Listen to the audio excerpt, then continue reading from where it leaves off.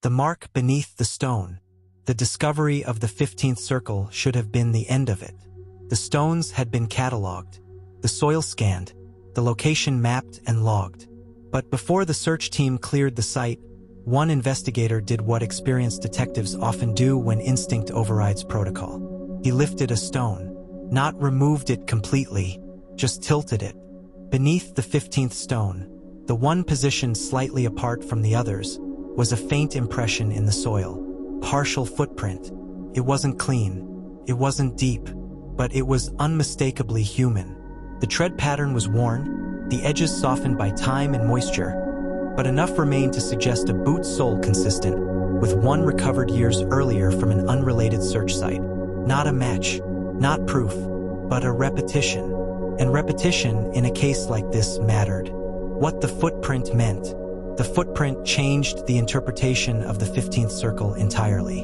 Until that moment, investigators believed the site had been abandoned, constructed once, then left untouched as a monument to memory. But the footprint suggested something far more unsettling. Someone had returned, not recently enough to catch, not long enough ago to ignore, long after the crimes, long after the searches, long after the town had convinced itself the danger was gone. He came back, Detective Ramos said later, which means he never left.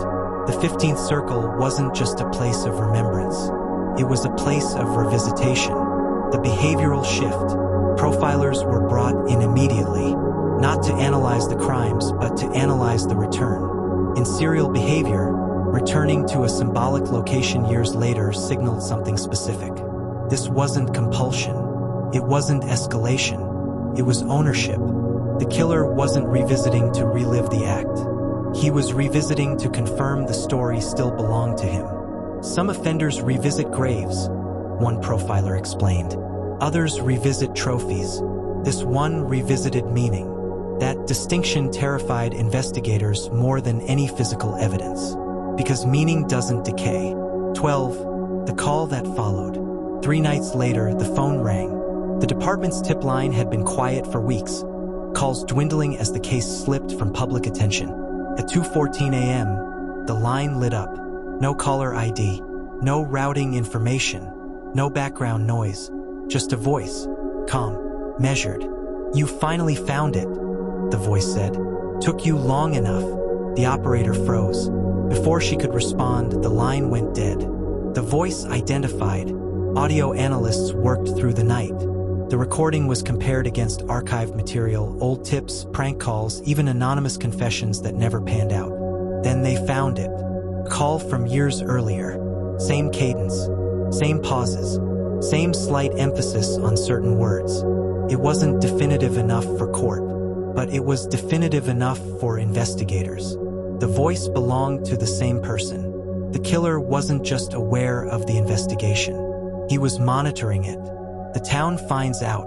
Officially, the call was never released. Unofficially, Graridge knew. Fear doesn't wait for confirmation. It spreads through whispers, through silence, through the sudden closing of doors.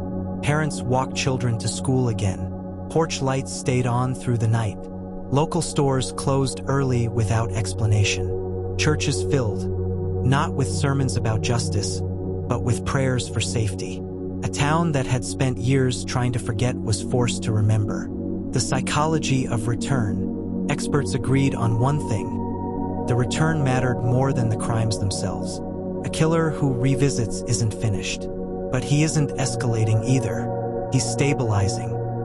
He's checking if the world still knows his name, one profiler said. If it doesn't, he reminds it. The 15th circle wasn't meant to be hidden forever. It was meant to be found, eventually, on his timeline. Why the 15th circle was different, unlike the basement, unlike the cabin, unlike the evidence rooms filled with personal belongings. The 15th circle served no investigative purpose. It didn't advance the case. It didn't explain the method. It explained the mindset. This was not a killer who feared discovery. This was a killer who curated discovery. 14 locations told the story of the crimes. The 15th told the story of the storyteller. The investigator's dilemma. With no new forensic evidence, investigators faced an impossible choice. Publicize the circle and risk provoking him further, or stay silent and hope he remained a spectator. They chose silence. The site was quietly dismantled, the stones catalogued, the earth restored, but the meaning couldn't be erased, because the killer knew something they didn't. He knew where else to look. The unanswered question, why 15? That question haunted every meeting.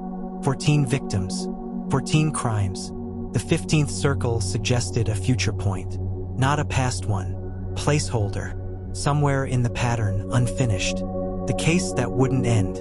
Years into the investigation, Detective Ramos admitted something few law enforcement officers ever say publicly. "We stopped chasing him," he said. "We started waiting for a mistake, waiting for another call, waiting for him to return again.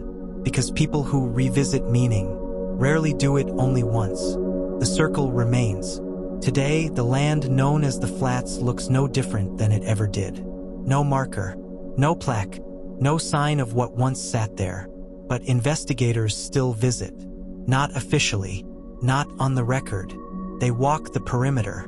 They count the steps. 15 minutes from the center. Every time,